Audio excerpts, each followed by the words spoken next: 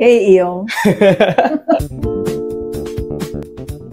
Welcome to the Hey Iyo podcast, where I yap about whatever I want with whoever I want. Enjoy!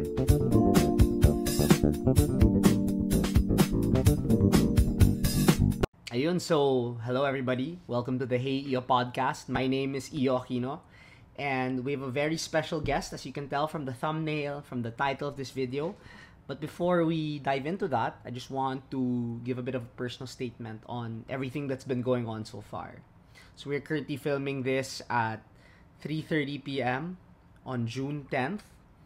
Yesterday, I filmed this episode with our guest in the afternoon.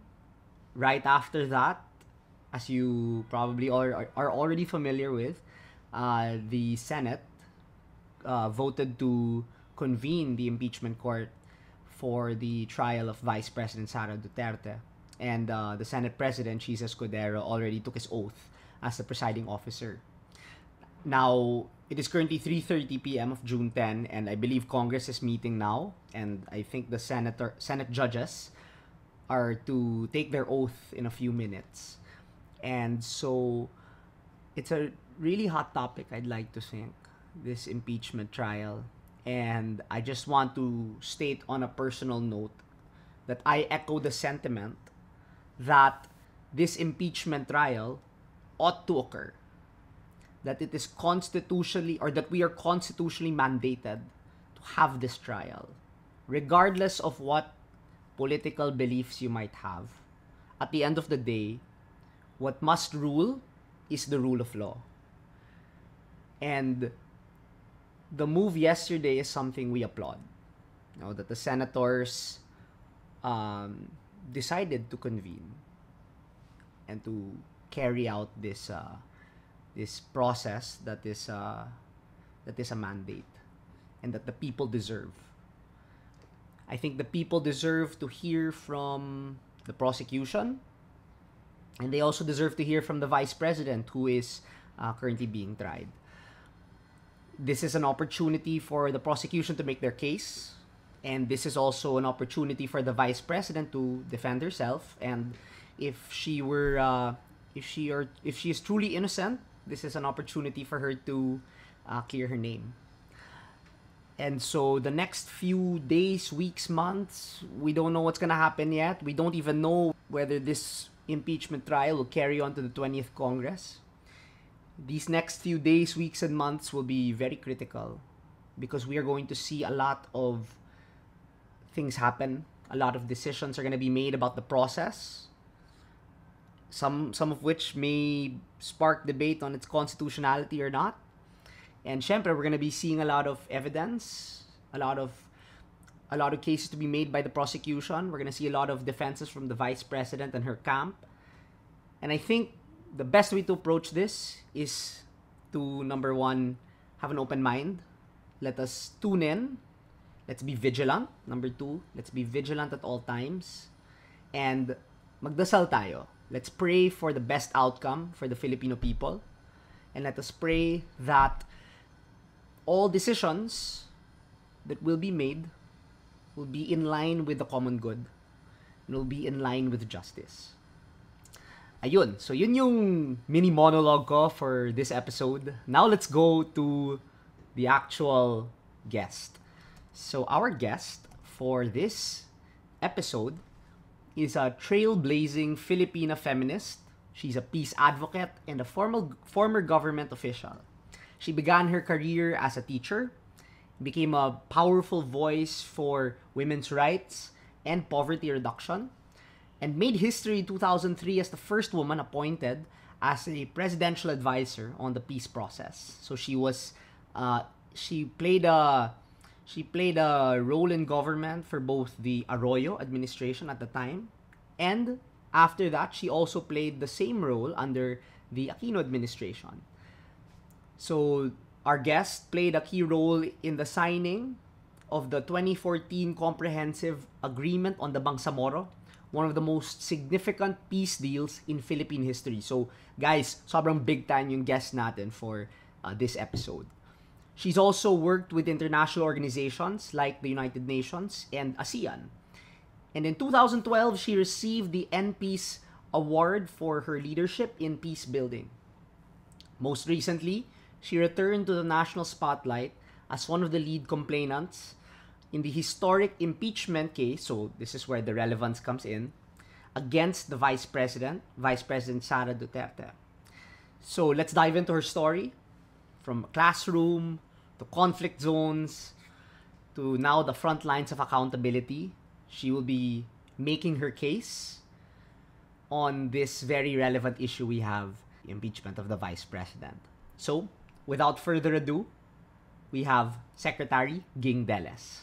Hello, Ma'am Ging, for joining me this afternoon, the Hey Iya podcast. We're very thrilled to discuss a lot of things. You're a very accomplished woman with a lot of great advocacies and with a lot of, rich experiences that you've been through the past few decades, no? So I want to start by talking about a very hot topic now, and that is the current impeachment debacle of the current Vice President. You were one of the complainants of the first impeachment complaint against the Vice President. Can you tell us about how you got into that? How did you become a complainant? I believe you have a history already in impeachment complaints, so you may big kwento. Okay. Well, dito sa with VP Sara, I was already very involved in monitoring o yung pagbabantay sa kanya at yung tatay niya. After I left government and President Duterte was elected, it was clear to some of us colleagues that we were going to have to keep watch, that things were probably not going to go well with all of the threats of killing, yung kabastusan na nangyayari. Yes. And so we had formed then in 2017, just about a little over a year after he took over, we formed Big Pilipinas. Okay. Which is a coalition of coalitions. We call it hubs. There were parties involved, Akbayan, depende, iba-ibang formation yan, yung LP, kung minsan maliit, kung minsan malaki. Okay. And then Magdalo. Okay. And then on the other side were civil society groups. Okay. All coalitions, like Every Woman, Alyansa ng Samahang Pagkatao or ASAP. There was also TCG, the CSO Guild, which was formed, which was groups that had become involved in elections. Okay. So several more. So in short, for the term of President Duterte, it was really pushing back against the misogyny, pushing back against the killing, pushing back against the bad management of COVID. No? Yes. And that when he ended his term, there was still we felt a lot to be accounted for. That there had to be an accounting, that the things that had happened under his term, you couldn't just let that pass. Yes. Okay. There had to be an accounting there. So we were in that mode, no? That we would need to watch the new government. Clearly, well, you would guess that I did not vote for the president. I campaigned for Lenny. Yes. We had our group, Team Big Pilipinas, had all campaigned for Lenny. But when he won, we said, well, it wasn't as clear as it was with Duterte, where almost everything he did, practically everything. I still can't think of anything that was, that you would really rise and support. But that we would have to watch. But that accountability, that could not be, you couldn't let that go. No? Just because he wasn't there anymore. Okay. Just because hindi ka na minumura araw-araw doesn't mean that it didn't mean that was nothing. No? That something had happened, something that needed redeeming, you could say. And so it was with that. It was with that watch, and the vice president, well, seeming not just seeming, but obviously not in the mode of accountability as well, and fully supportive of what her father had done.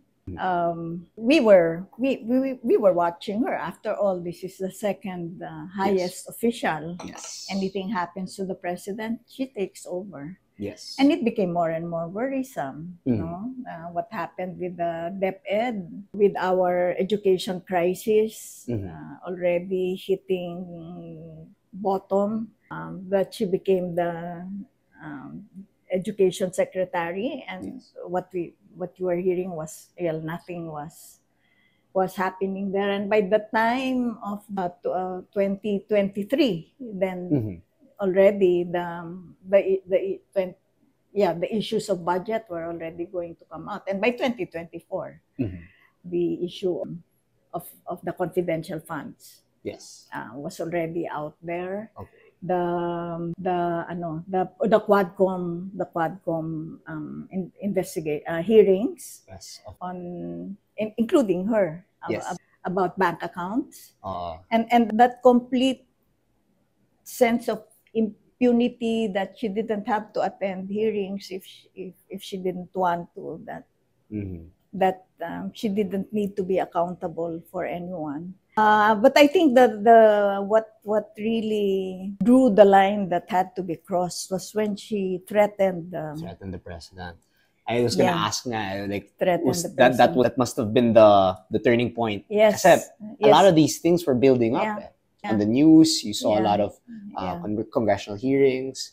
All the headlines are coming in about the funds, all the other issues. Tapos bigla na lang nag-speech, nag-night rant. Yes, and saying that she had contracted an assassin already, although it was conditional, no? If something happens to me, but still and all, that you had the vice president saying having no qualms about saying in public that she had contracted an assassin to kill someone, the president, no less. It was just, how can that be? How can you have a vice president in that frame of mind that thinks that that's all right?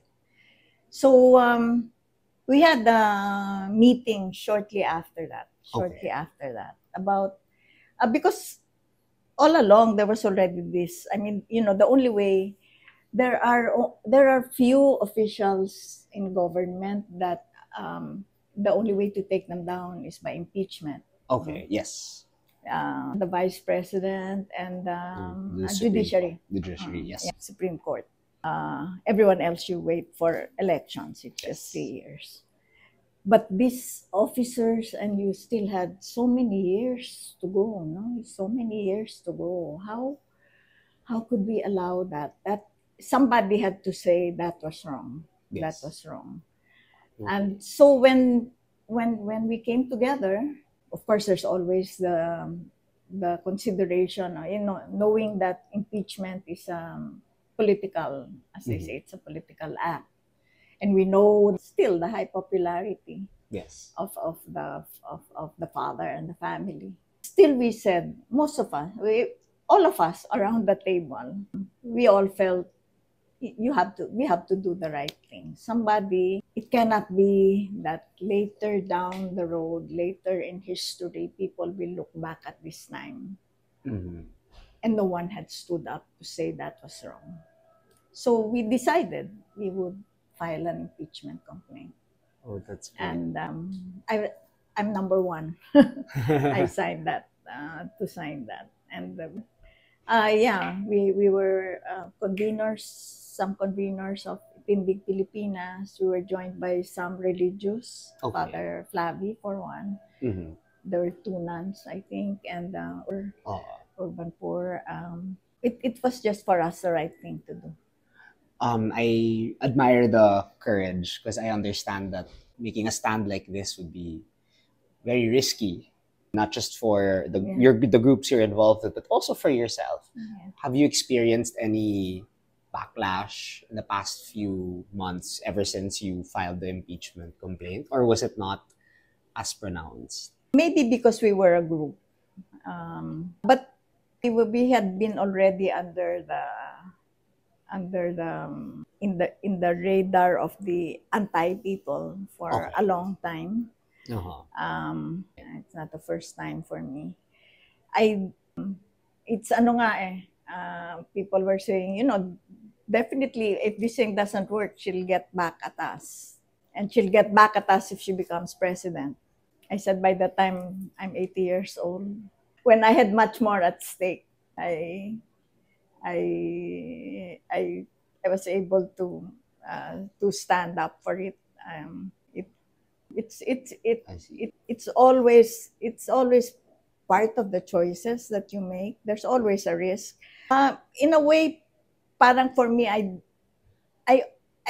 not a dangerous person. So yeah, you look very peaceful and warm. so even people say I said no, they should be smarter. They know they should be smarter. They know that I don't have any means of threatening. Yeah, you seem like a very nice person naman po.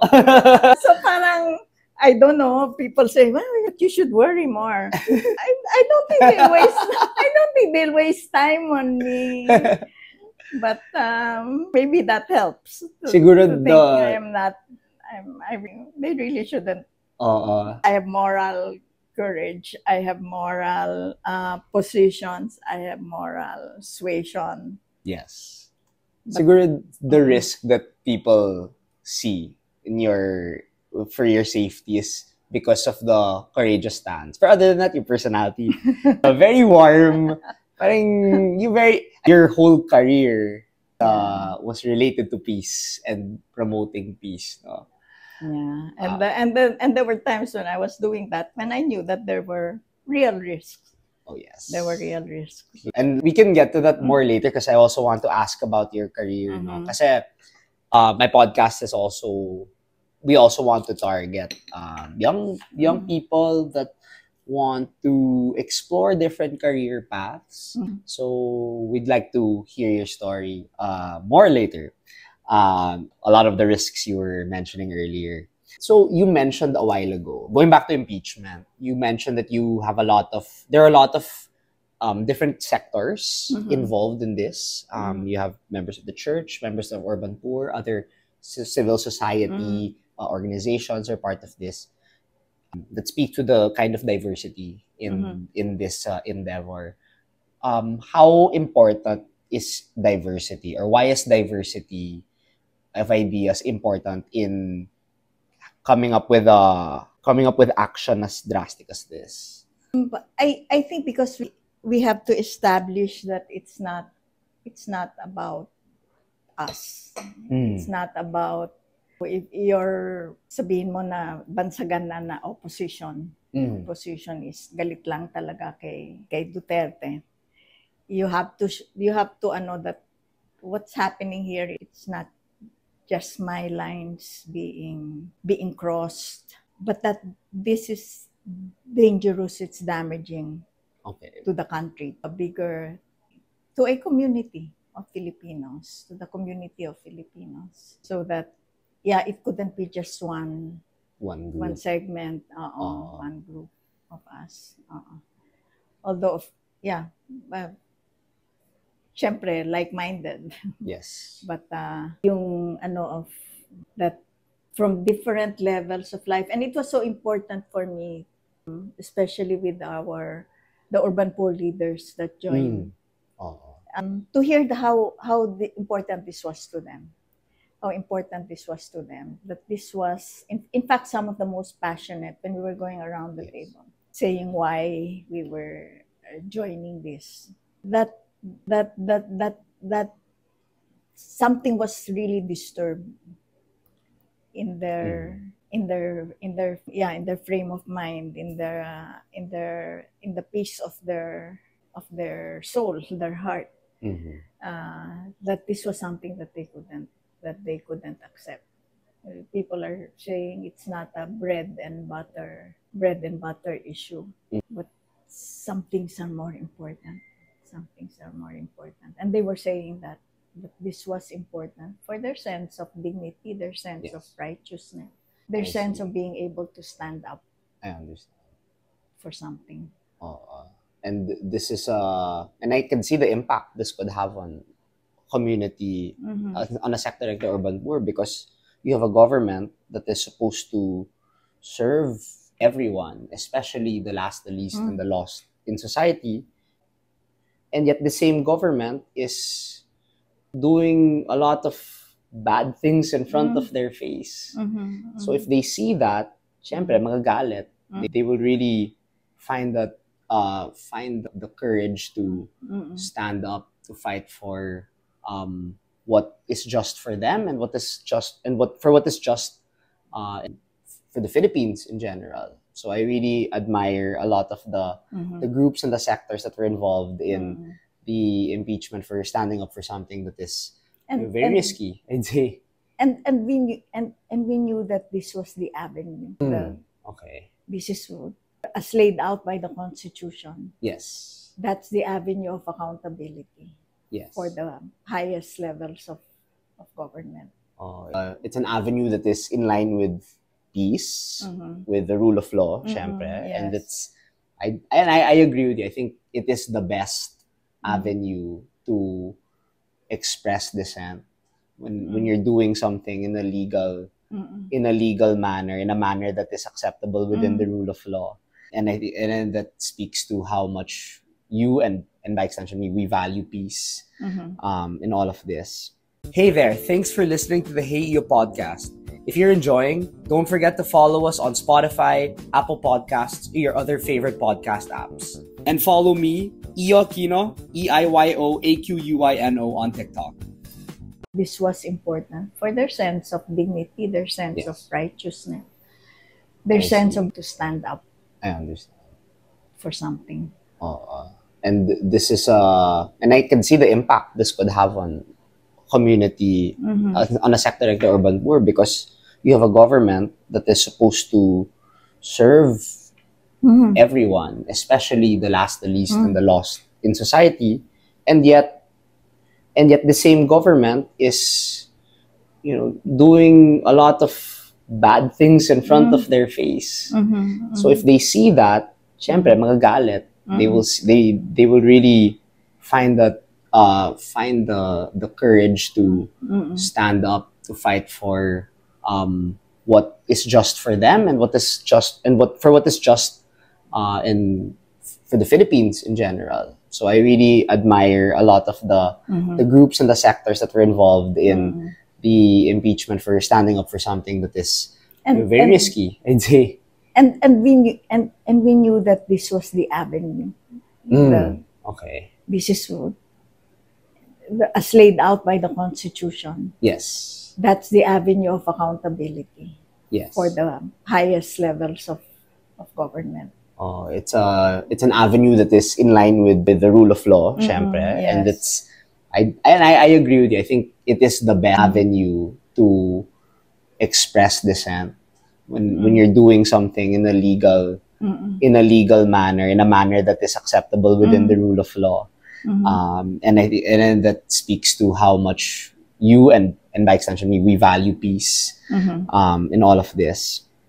But I understand that the situation is very tricky with impeachment. Right now, I know there's a lot happening now, and di tayo updated because my phone nasa sa X pala.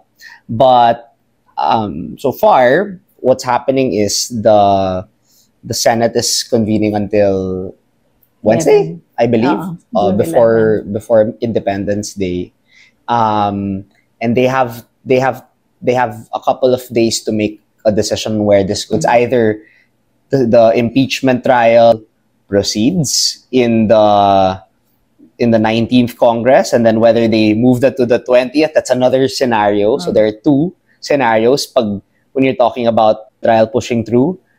Or there's also the third scenario, which is mawawala siya altogether. So what do you see happening in each scenario? So first scenario is impeachment trial pushes through and finishes on June 30. Second scenario is the impeachment trial pushes through and it gets carried to the 20th Congress. And the third? Okay. The ideal is that it's not only ideal, it is what the Constitution says should happen. That you need to have a trial. Okay. If an impeachment is endorsed by the Senate, there has to be a trial. Okay. Saying that it has no basis is a job of the House. Okay. And the House has already said there's basis here. So it went already to the Senate. And the Constitution says forthwith there is a trial.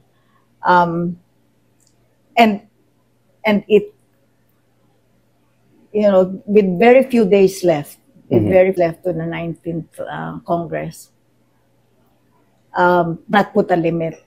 It says it's going to be a trial. It's going to be a fair trial according. Give it time. You give time for the prosecution to lay the grounds. You give time for the accused. To lay out the defense, yes. so that the court can decide. And you don't put a deadline to that. You don't put a deadline to that. And many of the legal luminaries, including framers of the 1987 Constitution, yes, have already said that this act of impeachment is not part of the legislative work. Yes. Therefore, it is not bound by the Congresses. Yes. And in this case, as the Senate, as a continuing body, so it is different from the House, because House, everybody changes. Yes. The Senate, only one half, indicating that it is a different body, and that it has the basis of being, some will be replaced, but there will be enough and that therefore it can take that on. Okay. That's the scenario that I believe follows the Constitution. It is in accordance with the rule of law. Okay, thank you for that. The second one, where you put a deadline to it, it's like sige na nga, pero kailangan matapos hello. Mamili lang kayo ng dalawa. Ano bang sabi ni Senator Tolentino? Maawa ko sa mga senator. Mamili ka lang ng dalawa. Para kang sa mga kasalanan sa mga anong nangyari, mamimili ka ng dalawa. Where is the rule of law there? Where is the fairness there? Yes. And I'm sure the Senate itself will not be take that stand. I'm sure that there will be senators who will say no. And I'm sure prosecutors from the House will say, no, you cannot give us just 2 days to lay it all out. This was, this depth of impunity cannot be. Parang you're asking for kung if you give it a deadline, June 30. So, and then the last one, I think the Supreme Court probably a public uproar. You can feel it already. You can really now. For quite a while, parang yung mga Pinoy na Pilipino pagod na sa pagrarally, pagpupunta sa kalsada. Ngayon mukhang nabuhayan, and people are planning it, and I think it will not go quietly. Yes. There's the action in the Senate. There are candle lighting events that are being planned already. And I believe a couple of them are independently planned. Yeah. As in, one involvement yung coalition. And ano nga, parang ang pag naglalabas, kasi meron rin lumalabas yung writer. So where did this come from? It's spontaneously coming out, and the part of it just as we call the people power in 1980, because it was where the big thing happened. Yes. but it happened all over the All over country. the country. It happened all over the country, and that I hope with all my Congress, the Senate will and not bring the peace through that. That just do what's right. Just do what's right. It's already there. It's already in their hands. Oh. And if anything, you can be supportive of the vice president or not. Yeah. This trial happens or not. It's not a political matter. It's a matter of following the constitution. If you have people on the side on the aisle of the vice president who oppose this, who oppose the trial from happening, and they can also see this as an opportunity for the vice president to clear her name, to defend herself. Yes. I'm sure kasi may mga mag-view nito na baka they're probably supportive. If you were to talk to them for impeachment, for Give the vice president a chance to clear her name. Give the Filipino people a chance to know what. There are evidences that can't be brought out unless there's a case. For example, bank accounts. Wala talaga, as you says, wala. Kahit na anong sabihin na isabina yan, kung wala. And then the vice president can say, tingnan nyo, ginawan nyo lang ako ng kwento. Give the president chance to say, mali lahat nung sinabi tungkol sa kanya. Hanapin niya kung meron Mary Grace Piatos. Yan. Ilabas sila. Yeah. Then let the truth come out. Let the senators vote. We will respect how the senators vote. But we will want to know how each senator voted. Yes. We will want to know how each senator voted. Hindi pwedeng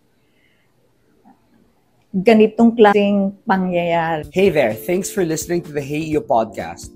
If you're enjoying, don't forget to follow us on Spotify, Apple Podcasts, or your other favorite podcast apps.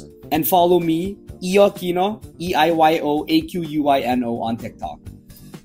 And you played a very big role. So congratulations on all the work so far, and praying that the trial trial proceeds forthwith. And that we begin healing, national healing also. Yes. Tama. Okay, so I want to move on from the politics. Maybe we can get back to politics later, but I want to ask about your career. So you've had such a rich and I'd say multi-dimensional career these past few years, past few decades. You were involved in advocacy work, activism, and you even had positions in the government. I'm sure a lot of this experience was drawn from, experiences you had in the past, maybe in your youth. So what were some defining moments in your youth that made you realize you want to dedicate your life to public service? Medyo introspective na to. Reflection session. Well, pag tinatanong yan, I will trace some of it coming from my family. Oh, okay. Sige. My father was a pediatrician. Okay. Quite a famous one, Dr. Florencio Quintos. He was the doctor of presidents' grandchildren and children. Oh, okay. But he was a public servant. He was a healer. Okay. And while he was a famous doctor in that way, I saw in his clinic how when his clinic hours were done, that children would come that he was helping. And I saw my father as a doctor who went, did house calls, we ate late. My mother wanted us all to eat together. We would eat late because he would come from his house calls. It was like that. That's what it was about. It was Okay. about being a doctor, it was about being about healing. It was about helping. It was about helping people. Mhm. My mother was a full-time homemaker, but a strong woman. Mhm. So was my grandmother. So there's that. There's a I had a very enabling family background. Mhm. My father encouraged discussion and debate Oh, on the okay. table. Sometimes my mother thought it was too much, that he would goad well, I was the youngest, so my older brother to really go into really, goad him into really debating, because but it was, what am I saying? It was an environment where you could disagreeing Okay. was not bad. Okay. Yes. And That's good. if you disagreed, just learn how to prove it. Yes. And we are going to settle this by ideas, by how we prove our point. So my family, my school, I studied in Maryknoll. Okay. I think many things I would have gotten from there, but I think very important was this sense of, because Maryknoll was run by Maryknoll American Sisters, Maryknoll Sisters. They were missionaries. Okay. Traveled from the United States to unfamiliar land. And there was always that sense of that among it didn't make a big thing out of it. Okay. But I think in so many ways that was what was being communicated. We're women. We can go out. We can plan our lives. We can be brave. We can be we can be brave. We can go untrodden paths. You can be the woman that you want to be. So I think that's part of it. That's very nice. And I think early on, I know this quite distinctly, that I think I was in high school when I decided I could not live my life just for myself. I could not live it just for my family. That it had to be bigger than me. Okay. I had to give my life to something bigger than me, whatever that was. I didn't have bold plans naman. When I just knew that it couldn't be enough if I just lived to make myself I understand. happy or good, or just that my family's all right. But everything else is bad. Hindi pwede yan. What was your first job? Teaching. Oh, okay. I Yes. was Actually, teaching. I read up on you on that. I was an English major. Okay. I thought I was going to be a writer. That's what I wanted to do. Okay. I loved words. I think people said I was a good writer. I won some awards writing short stories. Galing. But when I graduated, you want to be a writer, but you don't have anything to write about yet. So, and I also like teaching. I would do. We went to public schools and taught their parang supplementary teaching for them. Yes. And I enjoyed that. I enjoyed looking at the subject matter and saying, how can I teach this in a different way? In a way that would be interesting. So after I graduated, I thought, that's what I did. I taught English literature and composition. Oh, that's nice. In my alma mater, high school. And I enjoyed it, but I was very tired at the end, because I was trying to teach in a different way. I was trying to hit the kay Father Galdon, the significant human experience is what literature's about. So I couldn't just use the textbooks. Yes. I mean, because this was Maryknoll was it was an American school, so yes. all our textbooks were American, snow and stuff like that. You know? So, kung hindi pwede, ibang nangyayari dito. So I had to do my own materials. I had to think of new exercises. I think I was a good teacher. My former students have written about that. That's nice. And 50 years later, they still remember that I'm one of their favorite teachers. You're probably a legendary teacher. Diba I think sa Ateneo, kasi we're in Ateneo now, there's that term kasi, mga legendary prof. So I'm sure, ikaw, legendary teacher. Basta I know that I made the mark among some of them. But that's really nice. That's really nice. Yeah. So after 1 year, I said, no, I cannot. This is not the way to teach. So I left school because I left teaching in a traditional school because I thought education should go a different way. It shouldn't be just teacher on the platform. Yes. Everything Every downloaded. students absorbing everything. Yeah. What was your vision? I mean, was it more participation from the students? More participation and more community coming in, not just everything in the classroom. Yes, more community engagement also was important. So my brother, my older brother, his children they were starting Montessori school. Ooh, because again, he had the same mind. You don't teach that way. So he said, okay, I'll pay you. You do research on alternative schooling. So I had about a year of visiting different schools.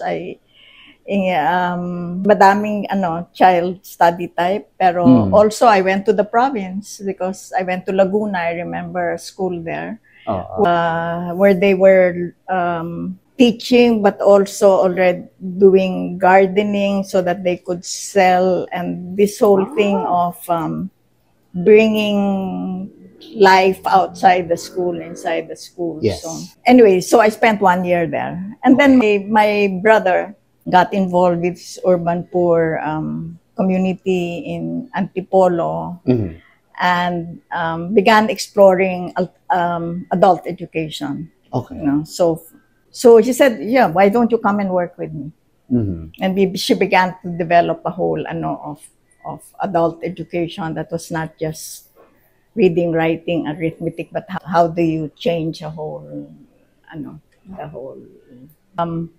And then he was invited to be the executive director by Father Fritz Araneta here in Ateneo. Okay. To head what would be one of those that we call, well, at the time we called it Social Development Agency. It will later be called NGO. Here based in Ateneo. Okay. To do work with poor communities. And my brother was bringing this whole system of thinking into this. But I joined him, started going out to doing my first community was a fishing community in Laguna. To cut try to make the story short, there became a crossroads in the do we follow this adult education thing that my brother was developing, or do we focus on working with communities, and not in an adult education framework, but what does a poor community, how do you help to get the poor community out of its state?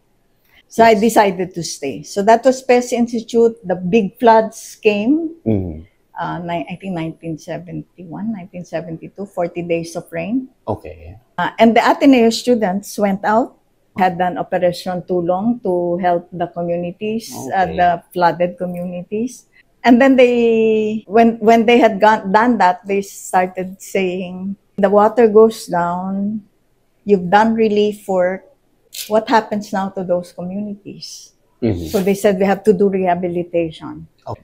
And then rehabilitation, but you rehabilitate and then they found out, even if you rehabilitate, bring them back to their old state, it's not enough. Yes. The farmers, they're under debt, they're not Yes. planting enough, etc. This has to be a more long time work. Parang the concern addressed was very immediate. No, so you had to stay, and you had to have a plan. How do you? It couldn't be something that you just went and visit once, and you think you've solved it.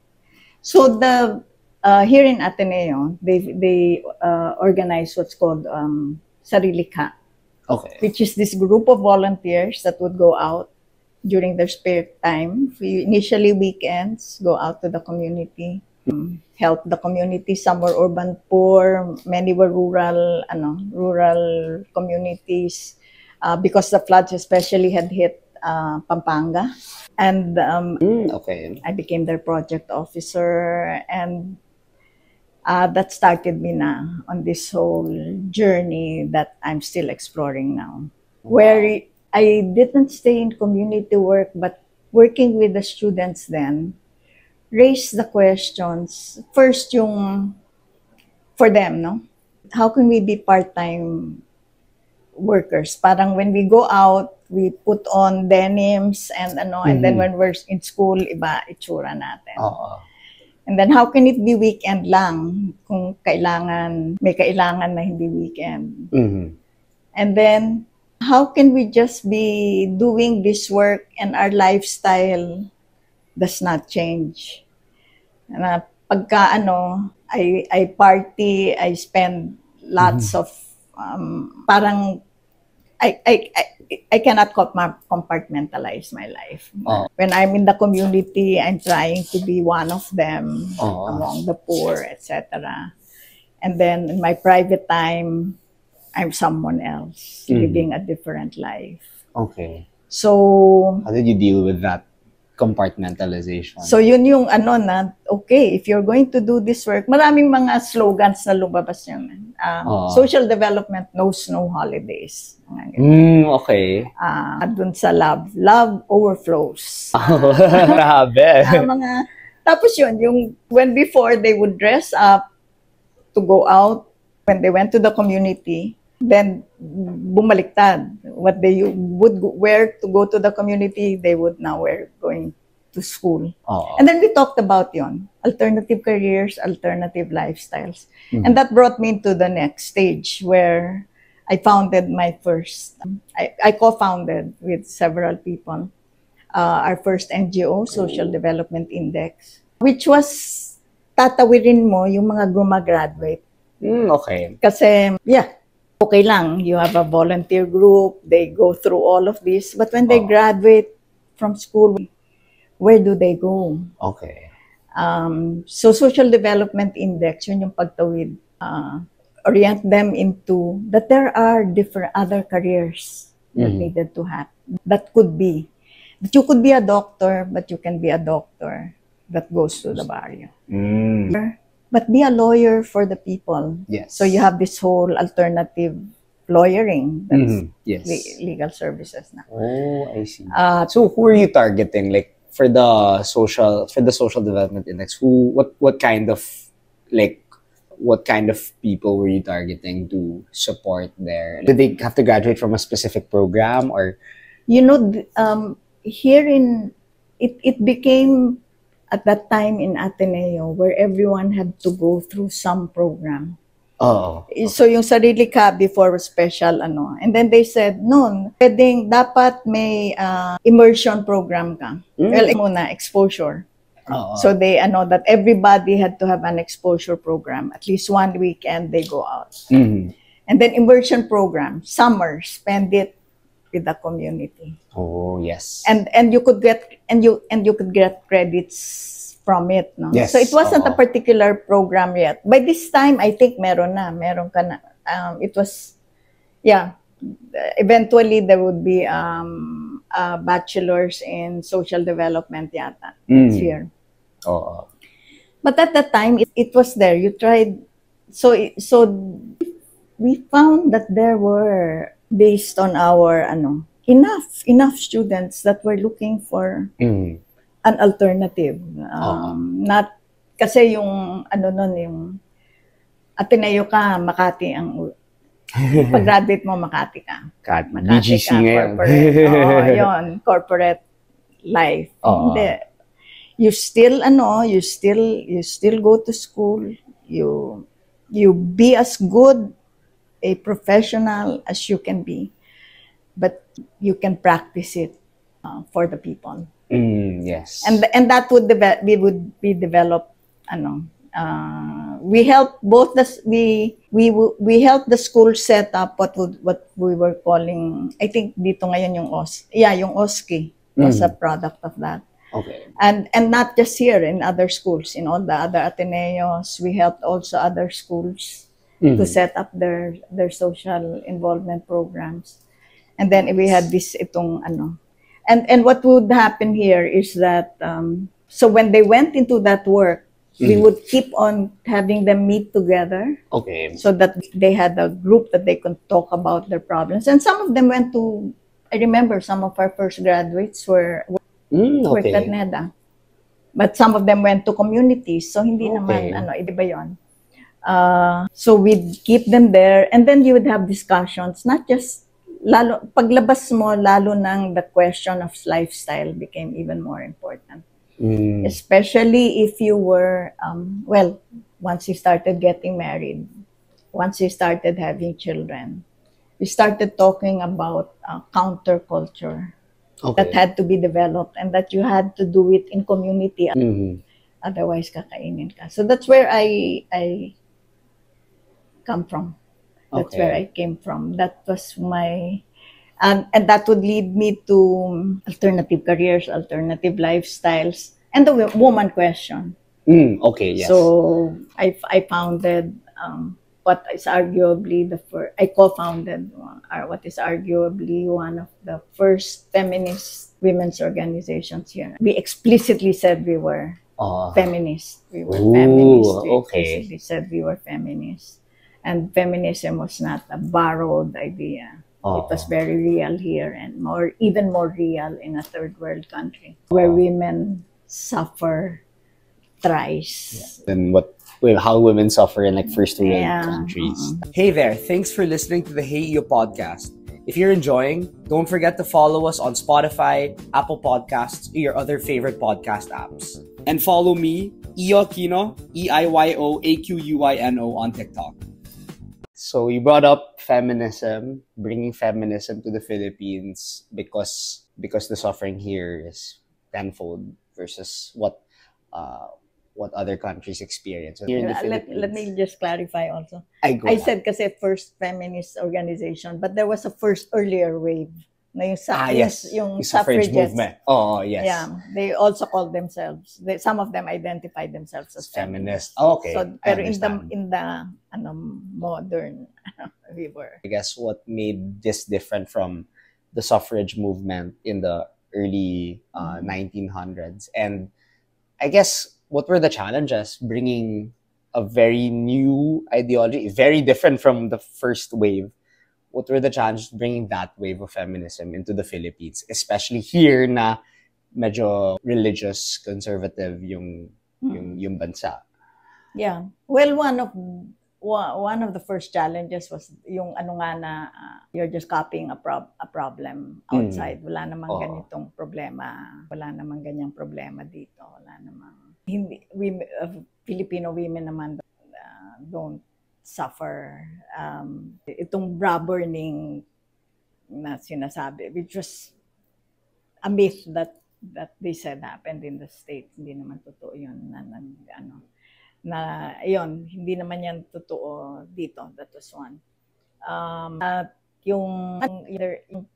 In fact, what we were saying in the beginning when we were starting out was we had to understand the woman question. Okay. Ano ba talaga ito? Okay. What is it that women feel is wrong, and yung is that sometimes it has no name. Okay. but that you find women discouraged, depressed, missing something that sometimes they cannot name. So it was really exploring and trying to find out ano nga ba ito. But for me, there were the sparks for me, no. One was I was saying that, well, later I go to the challenges, yung tanong mo. But yung just to explain how I understood the problem. I said I had started doing community work, and all my companions were men, Yes. or the organizers were predominantly male at the time. Mm-hmm. And I go, and I knew already, okay, it's much harder when you're a woman. Some of these are practical stuff. Okay. So much harder to take care of yourself, etc. But I remember one occasion where this was in Pampanga, where I was still being mentored. So I went with one of the guys, and after we had eaten lunch, the farmer leader said, "Oh, sige, pwede ka nang mag-siesta." Mm-hmm. So, ang assumption nila, babae ako. Hindi ako kasama doon mag-uusap na sila ng seryoso, siesta na daw ako. Okay. Number two, as I said, social development workers. So, you feel very empowered. You're a woman. You're equal. You start getting married. When the baby comes, somebody has to stay home, take care of the baby. Mm-hmm. Okay. Who's that? Who has to change her life? Who has to modify what she does? Who has to take on more responsibilities now? Mm-hmm. It's always a woman. Third, I said that with fisher folk. Mm-hmm. And this would be in retrospect later. Oh. When I had already said, oo nga, may mali dito. No? And I realized I was working with fishermen, and I went once a week at least. I would go, we would talk, and they had loans so that they could buy new motors, etc. And later I would realize, hey, I never talked to the women. Even though they served, except when they served me food, or they gave me gifts of the bags that they made. And when the fishermen came home from night fishing, the women were up early because they would meet the boats, take the fish, bring it to the market to sell. Mm-hmm. And yet, I never included them. I never included them in talking about what is the economy of this. How do we, all of the problems, how do you with gasoline? What do you do during summer when the lake is has very little fish and the men have to go to the city, and women would be left. Women would be left with their families there, and every woman that I knew had a child who had to bury a child before the child was 10 years old. Every woman there that I knew. And yet, in my social development thinking, I never thought to talk to them. Mm-hmm. I never thought to include them. I never thought they were important. Mm-hmm. And so that was the I mean, I myself had not really experienced. As I said, I grew up in a very enabling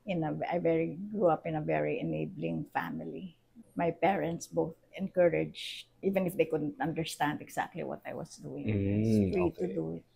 Parang they enabled you to pursue what you wanted and to get to have ideas and conversations that maybe made them uncomfortable or maybe made them question, but then you still stuck by it.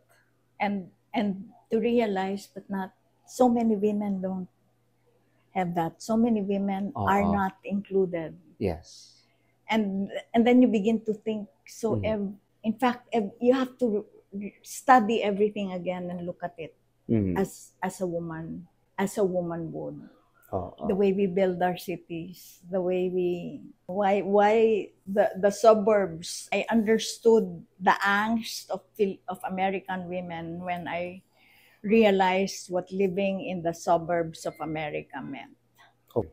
When all the men went to the city to work, all the women left. Nobody, only with their children.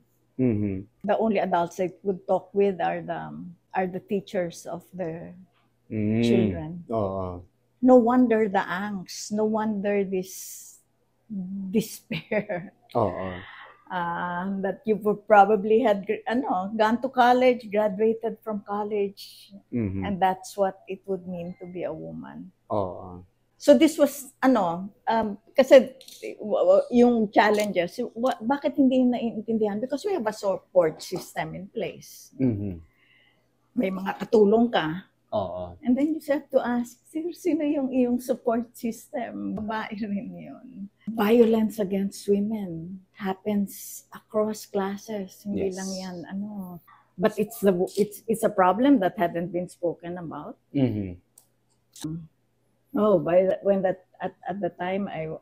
At that time, yung may kerida yung lalaki, ano pa yan? Accepted? Yan? Hindi yan. That's just part of being a man. So parang, ano ba?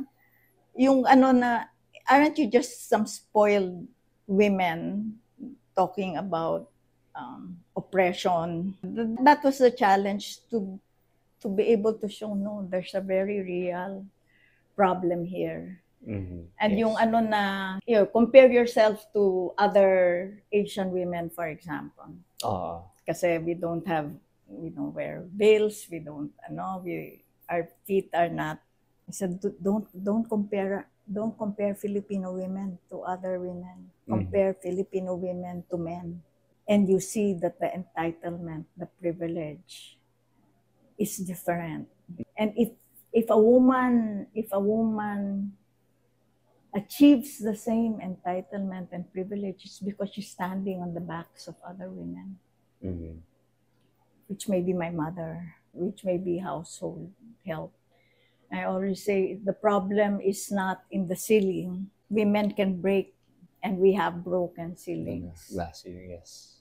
Because with the right support system, with an understanding husband, you can break the ceiling. It's a situation of the women in the cellar. I see. Who are poor, but have a harder life when they are women than the men who are poor, who have the double burden. They're second class when they go out to work, and at home, they work double time. Because even when both are working outside, when they come home, the lalaki can put up his feet and watch television or listen to the radio or go to the sari-sari store at makipagkwentuhan. Si babae, walang pahinga. It's needs to make sure the family is fed that night, needs to make sure that everybody's clothes are ready to wear the next day. I think and that was a challenge. It's to make that explicit and to say that we want equality, but more than equality, we want transformation. Because we don't want to be equal. We don't want to be equal in abusive or privileged behavior. We want roles to change. You want the abusive behavior to stop altogether. Yes, which can only be done if we share roles. If we share roles. And we don't stereotype people. Babae ka yan ng lalaki ka. For a topic as, I guess, controversial as feminism, especially with like the third wave in America and so on, so all the backlash happening from that, we were able to make a really compelling case for even critics that, you know, feminism is more than just equality and breaking a glass ceiling. It's also about addressing problems for the last, the least, and the lost especially for women who are just struggling to get by. And to live a life that is more dignified. Mhm. And I think a lot of people can agree with that sentiment, and a lot of people can agree with that idea na women should not be treated as second-class citizens, should not be treated as if wala silang boses, or Mm. if you wanna go to the hardest extreme, no, it's women do not deserve to be treated with violence. And I think that's the case to be made, especially in third world settings like the Philippines. So you were able to clearly identify what feminism looks like in the Philippines. And we say it's for men also.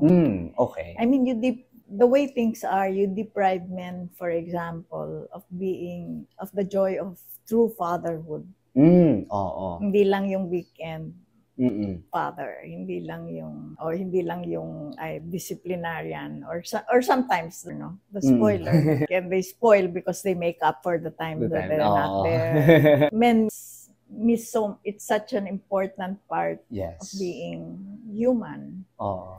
also. So parang you have to transform because both men and women need the work and Yes. the care work, Yes. and to be able to choose and work out their arrangements. Hey there, thanks for listening to the Hey Iyo podcast. If you're enjoying, don't forget to follow us on Spotify, Apple Podcasts, or your other favorite podcast apps. And follow me, Iyo Aquino, EIYOAQUINO on TikTok. That really makes sense, I think, because I grew up with a very close relationship with both my parents. And because of that, I'd like to think meron naman ako now. So, and I think that was really because I got that guidance from both my mom and my dad.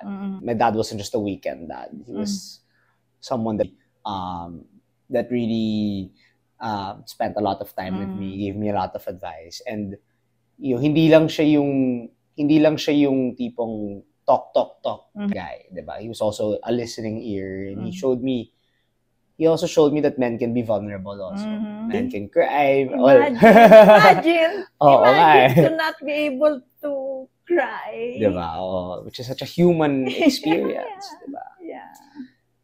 So Not allowed to be weak.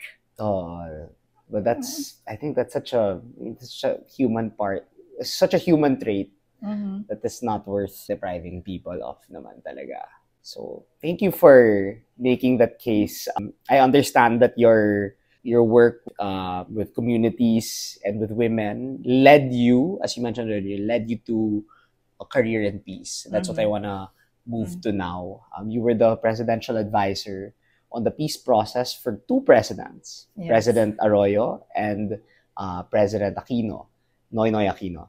Looking back at your experience in government work, what are you most proud of from that, and what I guess keeps you up at night until now?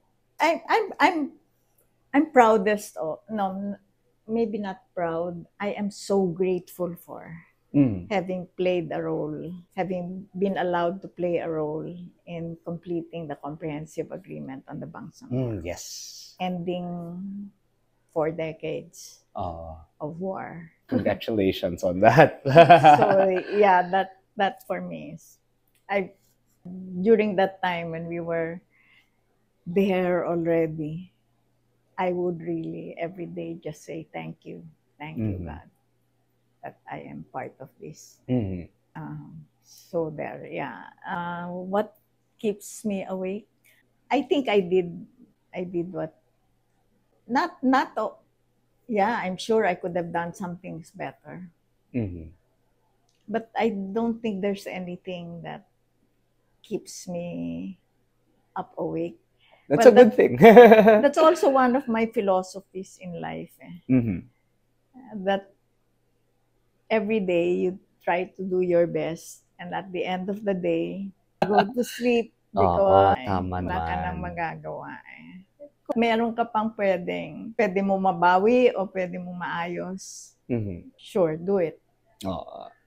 Pero yung tapos na, just do better next time. Just do better next time. Tama. How was the experience? So crafting that agreement, crafting that plan to bring peace after 4 decades of war. What was the experience like for you? What were the challenges you had to experience? I was not a negotiator, no? The Yes. peace advisor Oo. has oversight. Mhm. And we had 5 tables Okay. because what we aimed for was that no more unfinished business here. Mhm. Because this is one of the things that we saw. Ang daming peace agreements na pinirmahan, pero hindi tinatapos ng gusto. Okay. Hindi ini-implement. So we still had the Cordillera People's Liberation Army under the time of President Cory, but the army is still there. The army was still there. It hadn't been completed. You didn't have a full closure. Ano ba to? The MNLF, several agreements already, including the first Tripoli agreement under Marcos, the senior. Yes. And nandiyan pa rin. There were splinter groups of the CPP, NPA, NDF in the Visayas, RPMP, RPA, ABB. Ano ito? Talagang alphabet soup of armed conflicts sa bansa. Where an agreement was signed under ERAP, again, left hanging. So we said, two tables, there was still the CPP, NPA, NDF, which up to this day is still raging. That we had to do negotiations with these 2 tables, the MILF and the CPP, NPA, NDF, but also to complete. We initially called it closure, pero medyo na ano yung mga kausap na bakit nyo isasara? No, we said, okay, hindi closure, we will complete it. Meaning to say, pag-usapan natin ulit, ano ba talaga ang hindi pa nagawa? And let's have an agreement na tapos na ito. With 3 tables at the time, CPLA, the RPMP, RPA, ABB, which had broken into 2 factions, so 2 yun. Wow. So all in all, pero na after that, one of those tables broke up again into 2 more. So sabi ko, hindi na. Grabe, that's a lot of complications. Mahirap na yan. Mahirap na. If nag-uusap pa lang tayo, hindi na kayo nagkakasundo, paano na tayo mag-uusap? So we were able to complete the CPLA, the MNLF, the RPMP, RPA, ABB, except for 1 item na lang. Then the MILF, that was closed. Okay, so I was not a negotiator here. Okay. What I was, I supervised this whole thing. So I had oversight over all of the negotiating tables. Okay. But part of our understanding of the work that had to be done was you had to do the negotiations, the political negotiations on the table, but you had to be winning the peace on the ground as well. It cannot just be the political negotiation. You have to sell peace. Yes. Also on the ground. You had to give people on the ground a vision of what it's going to be like. So we also had a program called Pamana. Okay. Which was bringing development and governance to armed conflict areas. So yung sinasabing walang maiiwan. And we called it a supplementary track. Kung anong nangyayari dito, dapat ganon. The more the table was going well, you would have more sharing in the way we do our work, etc. Anyway, so that was one, and I had oversight over that as well. Parang it was medyo an application of your work in development in the peace and process. We did convergence dyan, yung convergence na bring different agencies. So kung health kailangan dyan, yung kung ano dyan, bridge water, that was Parang the ideal there was for every barangay, a school or a multipurpose, a health center, kuryente kung pwede. Oh. And access road.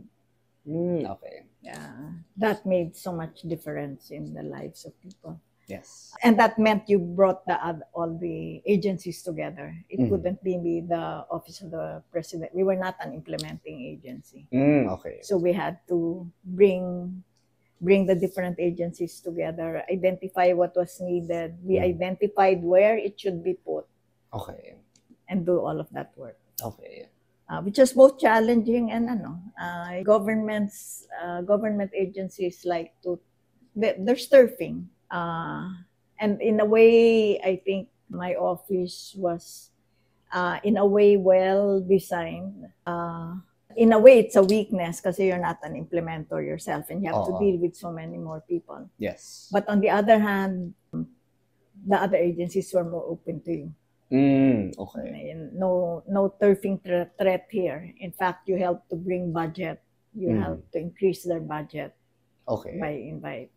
Okay. So part of that was a challenge and part of what my responsibility. But the whole of government also worked in terms of what was negotiated on the table. Because Pinoy was so about that. You don't negotiate, you don't make false promises, you don't make promises that you cannot implement. You cannot negotiate anything that is going to make it more difficult for someone else. Okay. Either down the road or the neighboring province, for example. If you're going to make the next province more insecure, yes, because of what you give them cannot be. Mm-hmm. And that meant everybody, the negotiating team isn't just free to go there. Mm-hmm. You had to clear this up with all of the other related agencies. And that took a lot of negotiations as well. Sometimes I would say the negotiations within was sometimes harder. Oh, wow. Because of how stringent the process was. And syempre, you can imagine, taxation. Mm-hmm. The Department of Finance had to say, okay, taxes on, inheritance and you can give that to them. And of course that's not easy because it takes, you're taking a tax prerogative away from the national government and giving it to a new regional entity. Yes. And you had to find what's the logic of that. And see, Secretary Purisima was the one who said, you treat it like someone were abroad. As long as the elements are all in the Bangsamoro, the tax there can be theirs. I see. So that was part of the challenge, and I think it was the challenge, but the promise nga was that this was going to be an agreement that we could implement because everyone, the agencies concerned, understood it. Worked out the parameters. Worked out, kung sabihin mo na compromise yun o ano. So, ano yun? Kung minsan, when we were doing the annexes, so they would be negotiating. And during the last annexes, sumasama na ako. They would be there in the room negotiating. And we would need to get approval from here. So that meant you would make a call dito sa and one time it was a Sunday. Mabuti na lang si E.S. Ochoa was already so into it with us. So I could tell him, you have to disturb the president.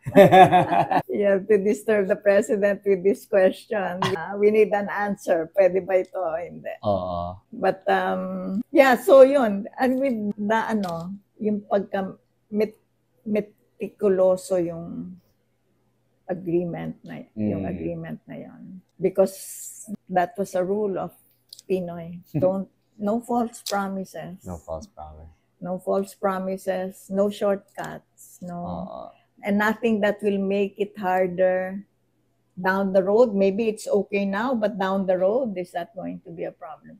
You have problems like the sa transportation, yung registration. Yes. Kung registration, kasi siyempre the MILF is negotiating for more and more powers to be exclusive to them. Parang part of the autonomy. Yes. Siyempre, the more powers you have, the more exclusive powers, the more autonomous you are. Oo. Pero itong mga transportation, paano yan? Pero pag lumabas na yung kotse, tatawid na yan from Cotabato, from Maguindanao to North Cotabato.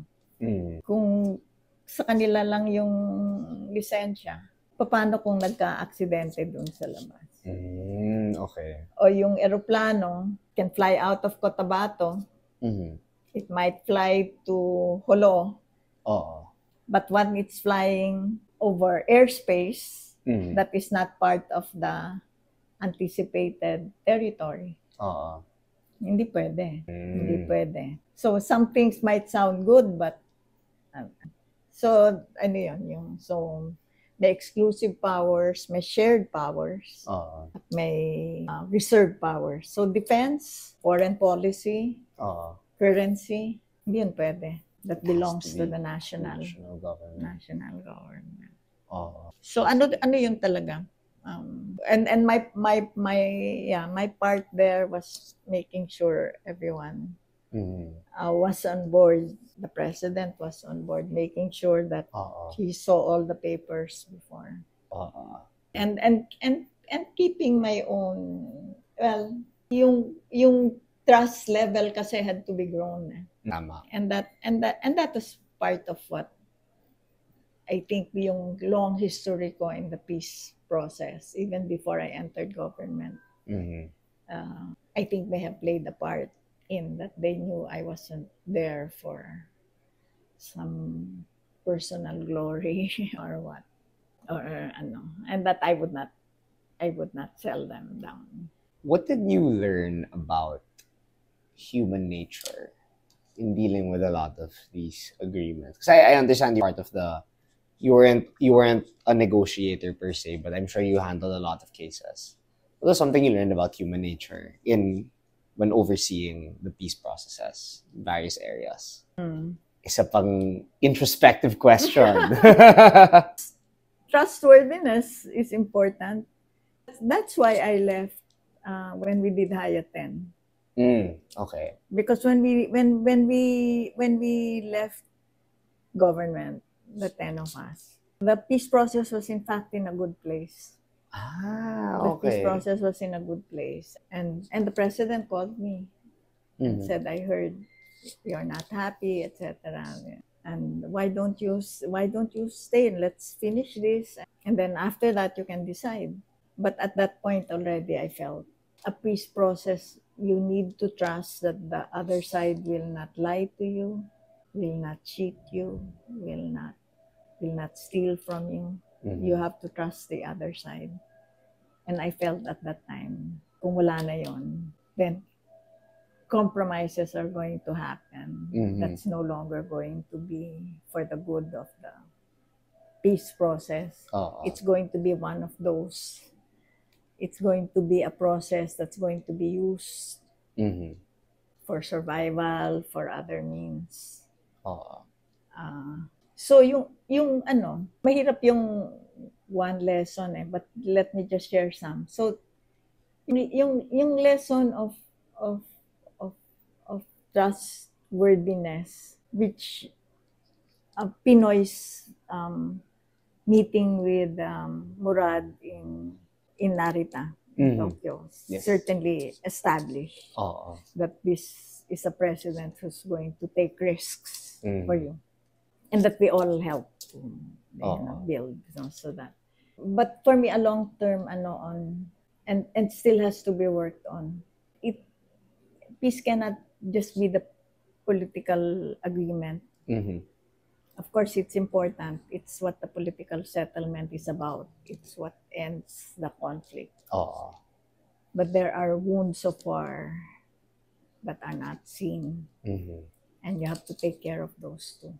Oo. And that's why and this is this is important as feature of our of the comprehensive agreement on the Bangsamoro. It's very explicit on transitional justice. On transitional justice, which is both personal, structural, and political. Still, it needs to happen. It's one of the things, even when all the political stuff is done, even if we've had elections there, Mhm. if you don't work on that, the healing that needs to come is not going to happen. Third lesson, important to have women there. Women have to be part of the process. I think I think it's a major for that process having been sustained was because women were there. Women were more faithful to the peace process. And not just to the peace process, but to many things that we fight for. Men are more seasonal workers. Mhm. Pag may crisis, yan sila. Mhm. But so much of this work needs to happen during non-crisis times, during boring times. Yeah. Doing stuff that's housekeeping. Mhm. Doing the stuff that's housekeeping. Oo. When no egos are fed. Mhm. And it was the women that Oo. kept focus. Said it was showed up every time. Oo. And because women cry, women can cry, are allowed to cry. They also take care of the healing. Mhm. And they can make connections with the other side Mhm. that goes beyond the table. Oo. We can talk about our children. We can talk about our parents who are sick. We can talk about. That's a very interesting point because parang you brought in the more human aspect of being part of that process. Kasi a lot of what's discussed is political, it's the official, what's the agreement and all that. But then, when you're dealing with people that think different from you, parang the best way to approach those interactions is by finding something that binds you together. Yeah. I mean, what binds us with people that want to fight for their independence in the Bangsamoro Dikday is that shared experience of family and community and relationship also. That's what makes us cry, diba? Everyone cries. So I think that's what binds a lot of people in, that helps unite people also. And I guess my last question for you is, it's about unity also. We've had a lot of experience with peace, community development, peace, trying to make the Philippines a better place. And yet here we are, our country so divided politically, socially. What in your view should Filipinos do, Filipinos think about in terms of trying to mend the political polarization, the social polarization we're experiencing?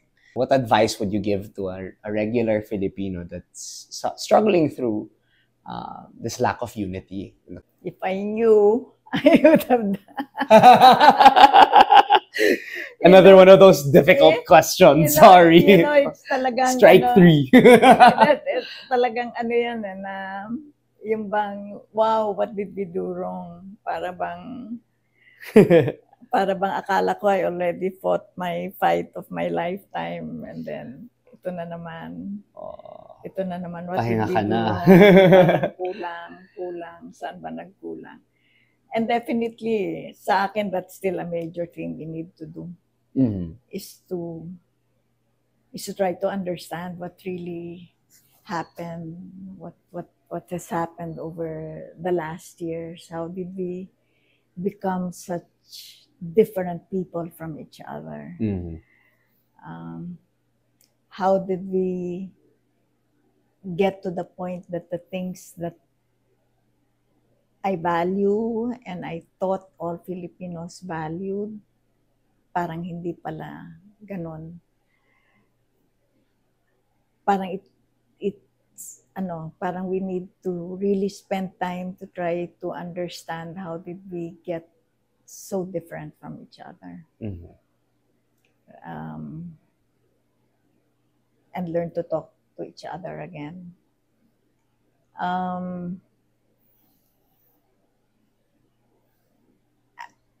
I think I hope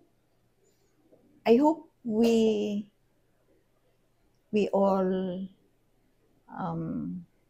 on both sides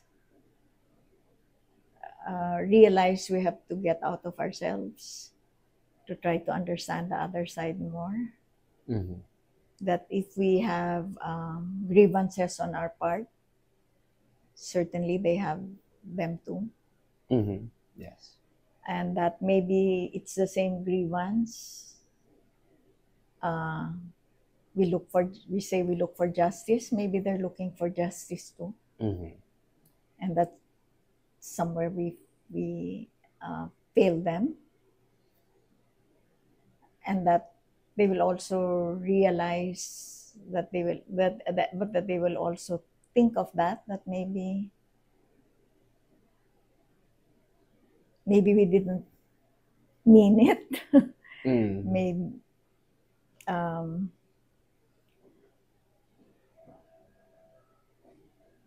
that each of us was really just struggling. Yes. And that if we are going to get to a better place, we really need to learn to work with each other and to understand each other better. I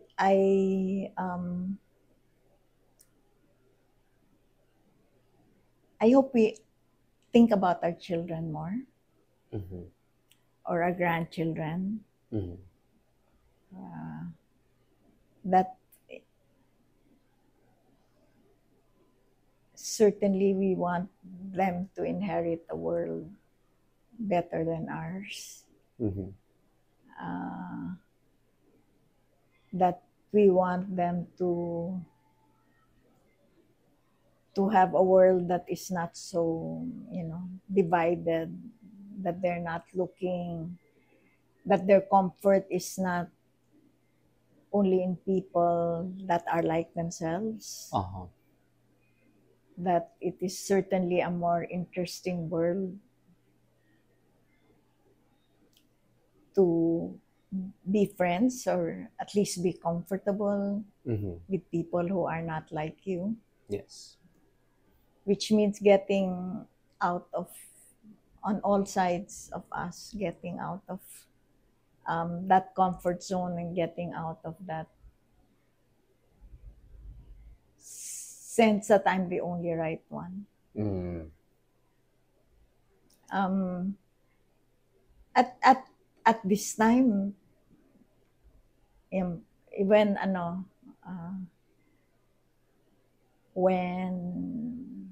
after Duterte, people abroad, people say, how did that happen? And then when Marcos won, how did that happen? What are you gonna do? And I really said, and I still do, for the first time, I don't know. The only thing I know is we don't give up. And maybe in the end, that's it. That's what I want to tell every Filipino. Let's not give up on each other. Let's not give up on each other. Yes. The only way we're going to get to a better place is if we think better of each other and try to help each other. And I don't know how to do that. I don't know how to do that. But we don't give up. And every day, I was saying this about the peace process. The peace process, I said, it's an act of faith every day.